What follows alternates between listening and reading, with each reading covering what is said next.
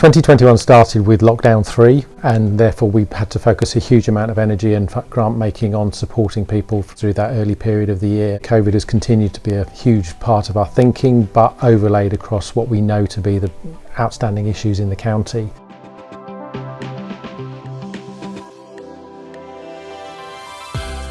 In early summer we had a funding round for children and families to try and help people re-engage through the summer in activities that would be good for people's mental and physical well-being. We also had a grants round focused on homelessness, because there's obviously long-standing issues in Oxfordshire there which have been overlaid with COVID. And then as we've come to winter, restrictions have got tighter, so we've been focusing on loneliness and isolation and ways that we can help alleviate that through Christmas and into the new year. We put in place the Community Resilience Fund to try and help channel funding into our local communities. That funding was initially underpinned by a very generous donation from the Indigo Trust. Alongside that, government money came in, money from the National Emergency Appeal, as well as a huge number of donations from local philanthropists and trusts and foundations. We've also been working with the statutory sector to focus funding from them in the local communities.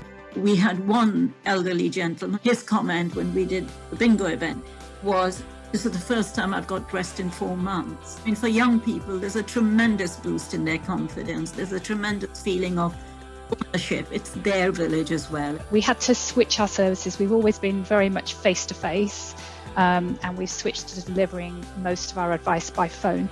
And we've had quite a few people that just haven't had phones, so they've knocked on our door. We've then been able to get them a grant to get them a phone, so that we can then phone them and get them the advice that they need.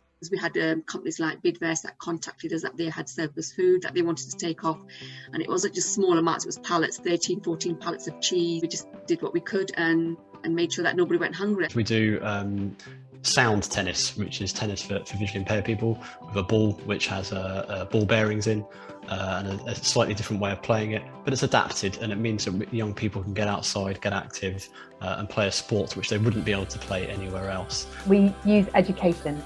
We believe that if a young person can understand their diagnosis or understand a bit more about what's happening to them, they can develop more self-awareness of kind of what their particular triggers are or their patterns of behaviour, and maybe start to build their own toolkit so that they can manage their mental health a little bit better. One of our beneficiaries, when I give her food parcel, she is an English single lady. She told me 6 months during the pandemic, nobody from my skin knocked my door to support me, and you from refugee background knocked my door supporting me. So we are here to work together to support everyone, and not just standing by ourselves. Demand for our support has gone up by 35% at least, and unfortunately we've seen a lot more young people with suicidal thoughts and being unsafe or having risky behaviours. So actually families just want to know that there's somewhere they can go to and get timely support before they all spiral into crisis.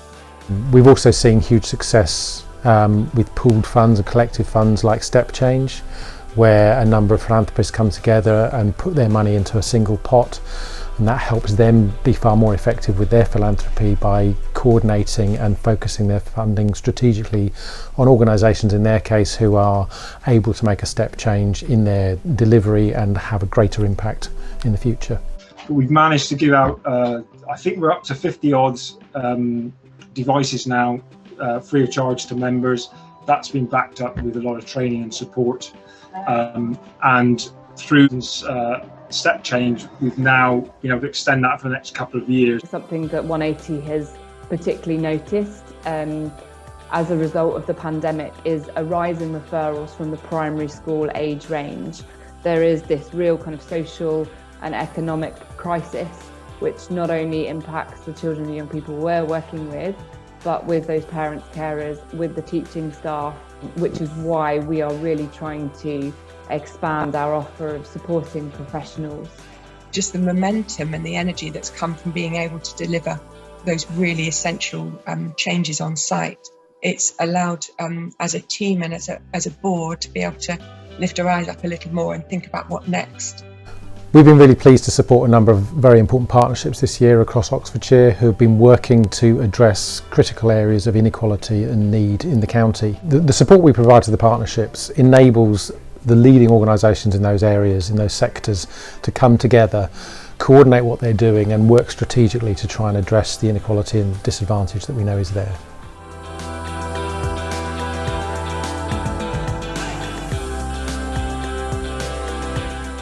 And the fact that the movement can probably say the things, be challenging, move into domains of activity that the public sector can't.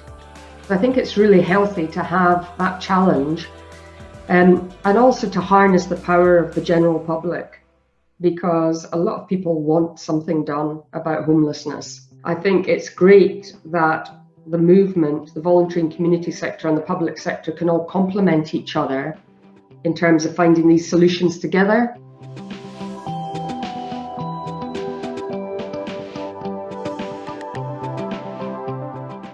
Growing Minds is a project we're really proud to be part of.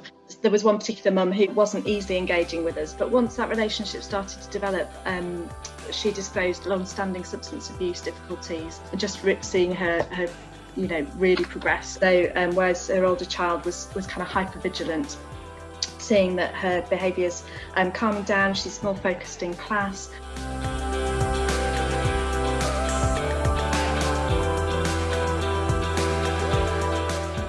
The whole point about age-friendly Banbury, we got everyone together who had an interest in older people helping tackle loneliness and isolation, and we could share what we were doing and mutually support each other. That the total sum of that whole would be greater than the parts, and we could actually help, as much as possible for older people in Banbury to lead fulfilling and great lives. We're still here, and it just evolves as the challenges evolve.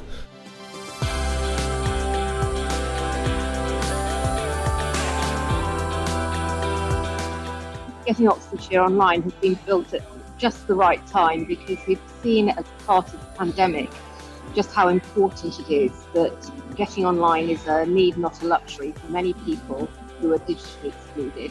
We've been able to start putting in place a system that will help them. What's been really great to see is how organisations have collaborated together, and we've been able to work with both hubs that are recycling and repurposing devices, and with beneficiary groups, community groups that are really close to people that need help, and they're giving both practical support with the devices that we've given out, and also support with skill training and advice to build confidence in using those devices. The voluntary sector is not as representative as it should be of our diverse communities in Oxfordshire.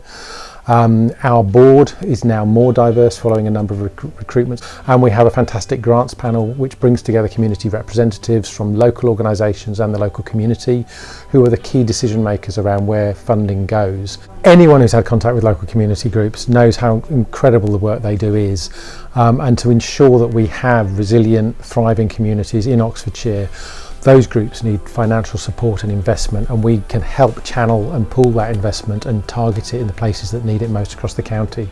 So if you have some funds or want to make a donation or make some support or lend some time and capacity or expertise to that, do drop us a line. We're always happy to talk.